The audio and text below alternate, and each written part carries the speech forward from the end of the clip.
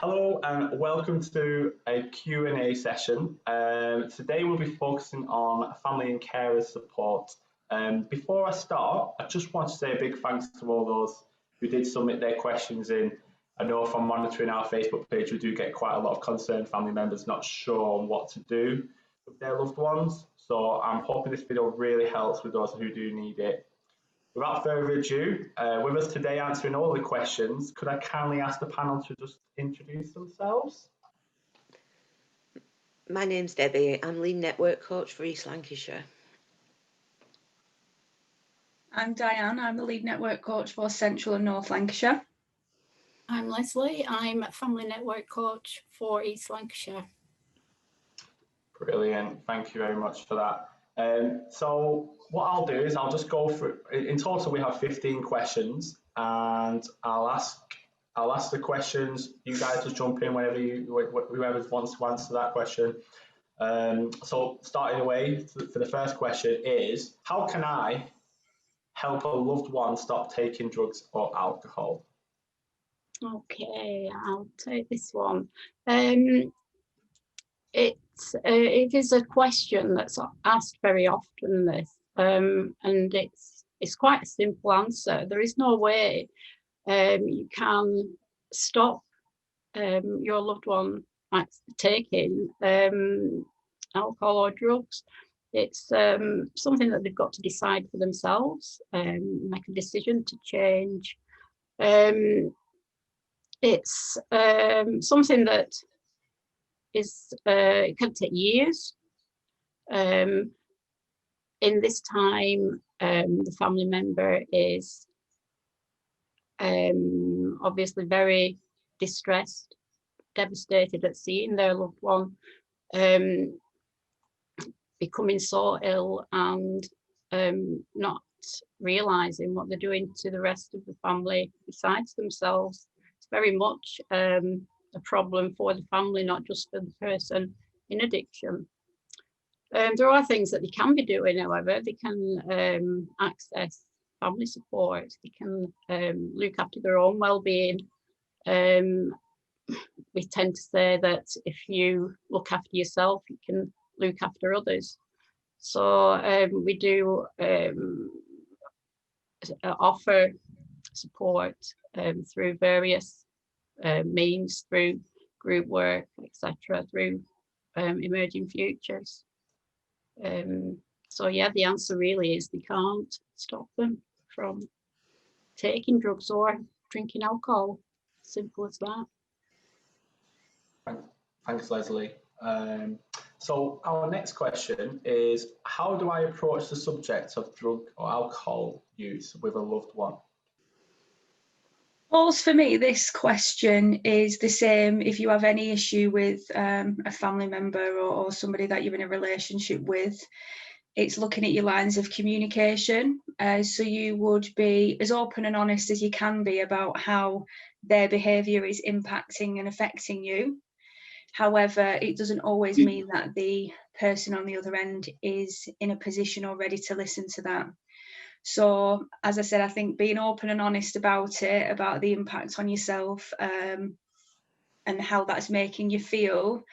But I do think you need to be mindful of and be ready for resistance or denial in the other person that you are, disclosing this to or opening up to, and not fighting against that resistance. If somebody hasn't acknowledged that they've got an issue, or is sort of standing behind that curtain of denial, then we can't open that curtain for them. That's got to be something that they do themselves. We can support them through it, and we can tell them that they'll be there, or we'll be there, sorry, but we can't open it for them. So I would approach it with open lines of communication and try and ask them as well, if they feel like they've got an issue, because I know personally I don't like being told what I'm doing wrong, or it can get me quite defensive. So I think it's exploring that with their loved one, asking them how they feel their drug use or their alcohol use is impacting their lives and others. And if that person's not ready to discuss it yet, then you just have to sort of accept that that's where they're at. But like Leslie said, you can then access support for yourself. You can start building up your own well-being whilst you're managing your situation, and your loved one continues to do what they need to do, I suppose, at that time. Thanks very much, Diane. Okay, third question that I have is, do you have to wait till your loved one is ready for help, or is there help there for you? A long time before your loved one realises that they need support, as I said before. And a family member may find that their need for support comes a long time before their loved ones does. So yeah, the support is there for the family member. Many families don't realise it is there, you know, and get desperate for the help. It's only when they maybe go to the GP with ill health and explain why they've gone. Maybe a GP can direct them to services for support for families. You know, so it's getting the information out there that the services are here for family members for support. Thank you, Leslie. Question 4. Who can help me cope with a loved one's substance misuse? I think it's just important, sort of, firstly, to try and identify what your support networks are. If you're getting support from family, from friends, then that's fantastic. We'd encourage you to continue using those support networks.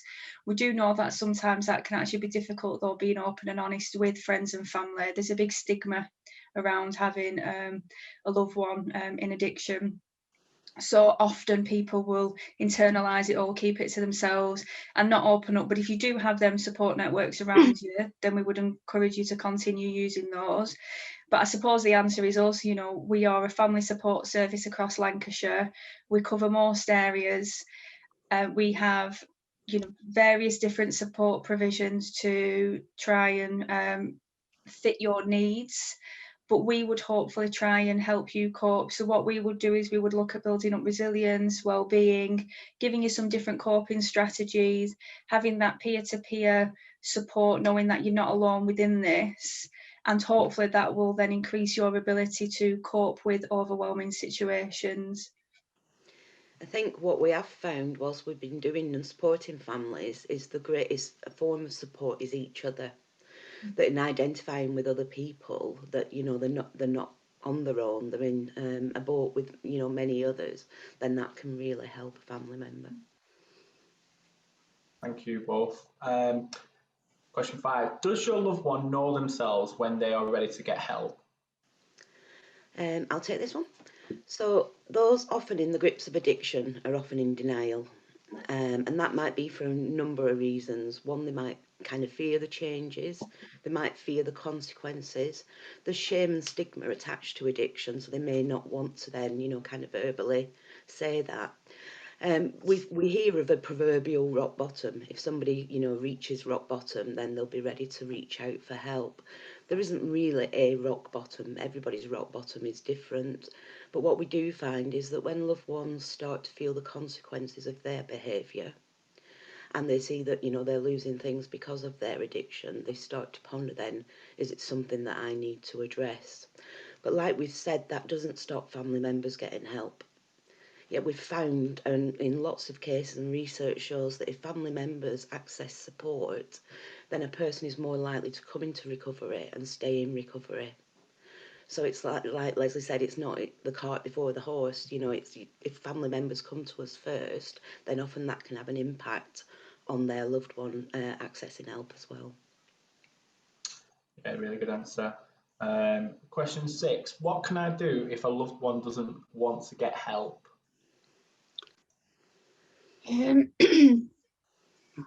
This is a difficult one. The pain and suffering that a family member goes through, watching their loved one, you know, become so ill, refusing to accept help,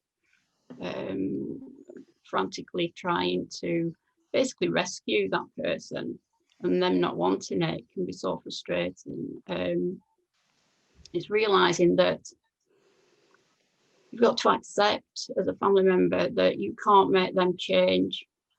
So what the next best thing is to look at how you can change your reaction to their behaviour. By doing this, it's seeking out support for themselves through services, through group work, through groups like Foundations of Family that Emerging Futures run. There are different sorts of groups. There are drop-in coffee mornings, there's evening groups, there's all sorts. It's basically looking after their own well-being, building up their own knowledge of addiction and what they can do to help their loved one while they go through that process of coming to a realization that they can get help for themselves.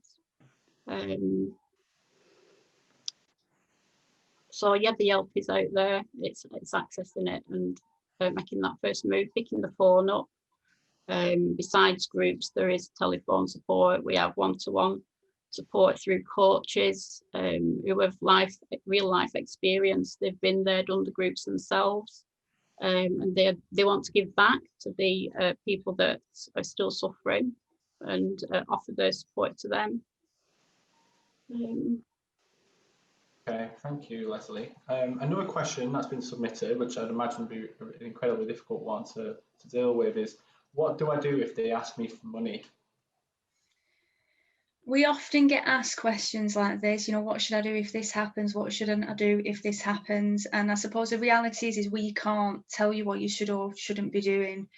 What I would like to say is that whatever choice you make as a family member, think about how it impacts your well-being, because if you make a decision and then after you've made that decision you feel worse off, then it's not possibly the best choice that you've made.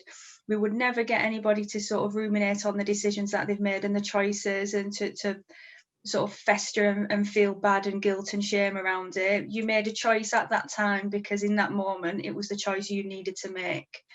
But moving forward with the support that we can offer, what we would like to do is maybe increase confidence, increase self-esteem, increase awareness maybe of your place in these dynamics and in this relationship. So moving forward, you can make more of an informed choice, and you're making a choice knowing what the consequences on your well-being will be, because ultimately you need to look after yourself. There's a common saying that I'm a fan of, you can't pour from an empty cup. So if you drain yourself by continually give to others, then you're not going to be able to continue to give that support. So you need to make sure that you do be mindful of your own well-being, that you do try and nurture it. So if you need to give your loved one money because it gives you a sense of comfort and it gives you a sense of safety for a period of time, then that is a choice you need to make. If you don't want to give your loved one money because it impacts you financially, because you understand that maybe it's going to continue a cycle, or perhaps you just don't want to, then that is an okay decision for you to make as well. So there isn't really a right or wrong in this, but hopefully we can give you some support that whatever decision you do make, you feel confident that it is the right one for you at that time. I think it's really important to add that we're totally non-judgmental. We don't learn by doing things perfectly. We learn by making mistakes, and we learn by looking back at them and reflecting. Family members, we don't tell family members what to do. We make suggestions, or other family members can tell people how they've managed to handle something and whether that's, had a positive or a negative outcome as well. Thank you very much for that really good answer. Our next question is, if they are not ready, will Inspire still offer help? Many of you come into contact with Inspire or any other kind of services that support people in addiction are often not ready for help. They're unsure about what help is out there, and they'll be scared. There's the consequences, the shame, and that bit about, if I come into contact, does it mean that I have to stop drinking forever? Do I have to stop using drugs forever? But what Inspire can do and what Emerging Futures can do is we can start kind of planting seeds within people as people start to think that maybe there is a problem, and it's often because other people are telling them it's a problem, or there's a consequence, they're going to lose their children, or they're going to lose their home, that they will come through those doors. But that is the first step to making that massive change. And what they can do then by doing an assessment is find out about what services are out there and what support we can wrap round that person. That choice will always be there, but you know, if we can plant that seed, then they're more likely then to, you know, engage with us. If somebody doesn't want to change, it's so highly unlikely we can persuade them otherwise. But from evidence of people coming through the door for very other different reasons, for example, people leaving prison that have to come through the door of Inspire, once that seed is planted, you know, by work with the workers, then, you know, they can move on and make some changes. Debbie. Okay, so what is involved in the family and carers service? Is it free? Is it confidential?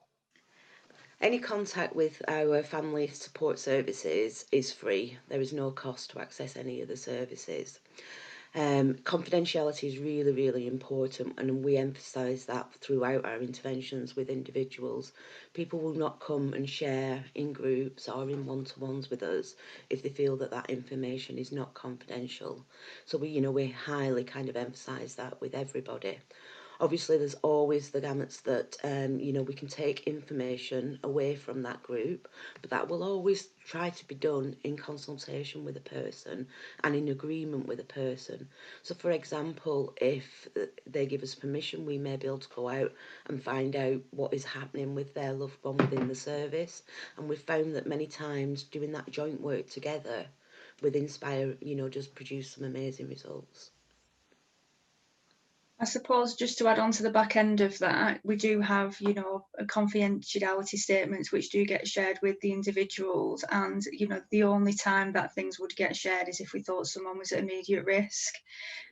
Which is why, it's a consent-led service. People would only share with us what they feel comfortable with, and we do make it clear that the only time that would get shared is if it was a safeguarding issue, if there was any immediate harm to themselves or others. And as Debbie said, if we can, we will make sure we do that in consultation with the family member, so it's not a surprise. The only time we wouldn't do that is if it would cause more harm to share that information. But I suppose that's standard across all services and any type of support that you do access anywhere. It's sort of the same across the board. Brilliant. So, will anyone understand what I'm going through? When family members begin to experience the despair that they go through when seeing their loved one suffering, they tend to think that they're the only people that are going through this. So when they do get access to support, it can be quite overwhelming, the fact that there are so many people out there suffering along with them. The only true person that knows exactly what they're going through is themselves. They can bring this to group work, to group support, and they can share their experience with others.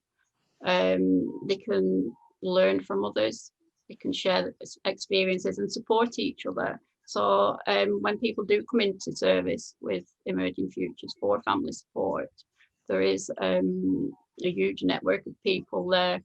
The staff and coaches, many of them have real life experience, as I said before, to give to these people as they come into groups.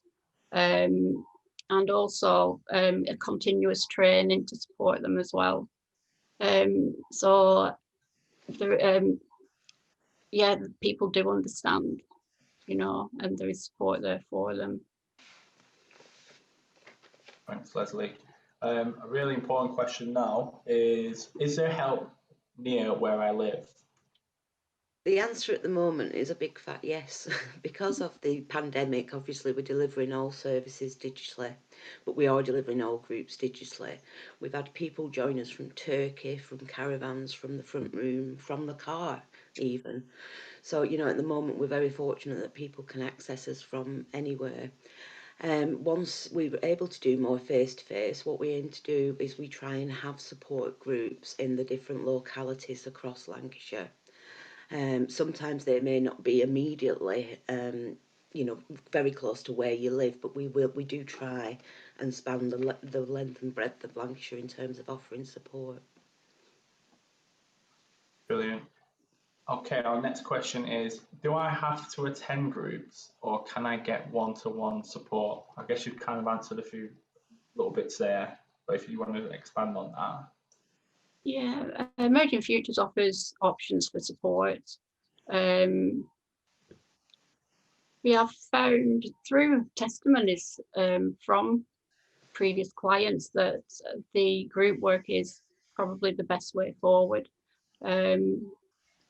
With attending the groups, you do get that added support from each other. We do offer one-to-one coach support.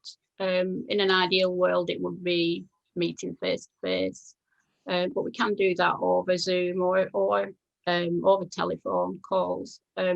They tend to be arranged between the client and the coach to whatever suits the family member. We can also offer occasional telephone support. It depends on their situation and on how much they want to commit to support as well. Some people aren't confident enough to access Zoom, in which cases we do a lot of telephone support with them, and eventually they build the confidence up to access the group work through the Zoom platform. So it is making sure that we work to what they prefer to do, what their needs are, and we try to meet them. What I would say as well, just again on the end of that, is that a lot of people, when they initially come in, group work sounds really scary. But when someone's in such an isolated situation where, you know, we explained before about the stigma, you know, that they worry about judgments, when you can express yourself freely amongst other people who are going through something similar, that is such a therapeutic process. And that is why, like Leslie said, it really does benefit people being in groups. So if you are coming to us for support, even though the one-to-one support may seem safer for you, just try and push yourself a little bit. And with our support, you know, let us know that you would like to do groups, but you feel anxious about it. Be open, be honest, and we can get you into those groups where you will find that the benefit is just, you know, it's fantastic to see our group members grow from start to finish. And those that came in initially who were maybe the quieter ones, the most nervous, and now the ones who are giving new group members support, who are now coaching them and supporting them through their anxieties around being in groups. So it is a really, really beneficial process. But yes, like Leslie says, we can suit your need, whatever that is. Yeah, thanks for that. Another group question, I think it's the last one out of the questions, is how many are in a group and how long can I stay in a group? Our Foundations of Family group is a 12-week programme and it meets weekly for 2 hours a week.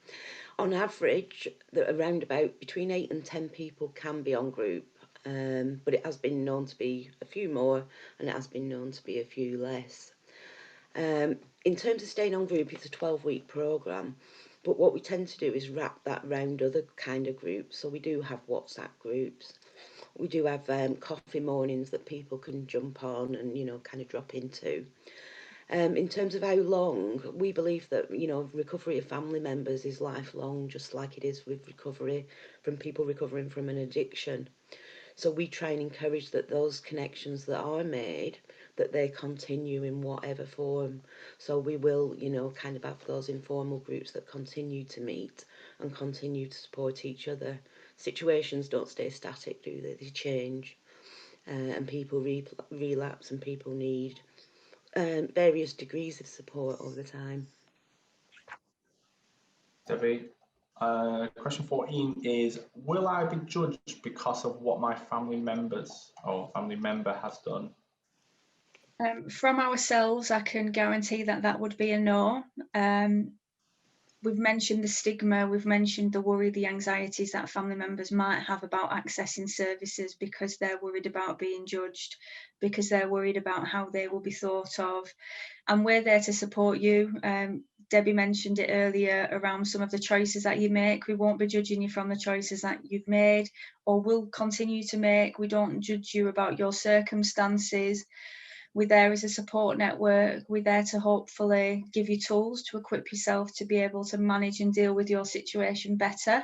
We're also there to maybe help you reflect on some of the decisions and choices that you've made and see if you've got actually any other avenues that you can go down. But no, we don't. We're a non-judgmental service. We're there for you. And this is why it's not one shoe sort of fits all, one size fits all. You know, this is for what you need. We might have similar sets of circumstances, but the decisions and choices that are made may be totally different. And that's okay. You know, we'll meet you where you are at. And Leslie mentioned around our volunteer coaches, our family coaches. We have a coaching model in which we try and recruit people who have had lived experiences. So we have a 5-day training program that all our family coaches undertake. And I would say the majority of our family coaches are family members who have a lived experience of having a loved one who has been in addiction or is in addiction. So yeah, you know, you are meeting with and you are being supported by people who have worn the same shoes that you have, you know, who've walked the same paths. And that to me offers a more compassionate type of support where you do get that understanding. And yeah, I just think that, you know, that first step is the hardest. That first phone call is the hardest. But, you know, like Debbie and Leslie have mentioned and touched upon earlier, just, you know, just do it. And you know, from there we can tailor some support that is right for you in a really non-judgmental way. You know, this is about you. This isn't about us. We just want you to get well and we will support you to do that. And can I just add, in terms of the stigma of addiction, it's something that we address within the family groups. You know, because we need to kind of confront that stigma that is attached to addiction. Often people won't access services because of it and because of the shame. And what family members do is break down those barriers and show that addiction happens to any family, on any street, of any colour, of any age. Thank you. Last question is, what advice would you give to someone struggling with a loved one's substance use? I think we have touched quite a lot on the support that we offer, what it looks like, how you can engage with that. I think for myself, an observation that I've made from seeing families refer themselves in is that when you do come to us for support, the support is for you. What we do see is that a lot of family members will come in because they're really struggling with their loved one's addiction and they want support for their loved one. And that is natural and that is normal and that is okay. But we're a support service for you. Unfortunately, like Leslie mentioned in question 1, you know, we can't have an impact on our loved one, whether they're using, drinking. All we can concentrate on is ourselves. So we might not be able to change your situation, but what we can do is help you manage and deal with it better. So my first piece of knowledge to pass on would be that this support is for you and it will be tailored around you and it will be about you. And then hopefully as you move on through the support, you will be able to, as I say, manage with your situation better. But we don't tend to tell people what they can do or they can't do.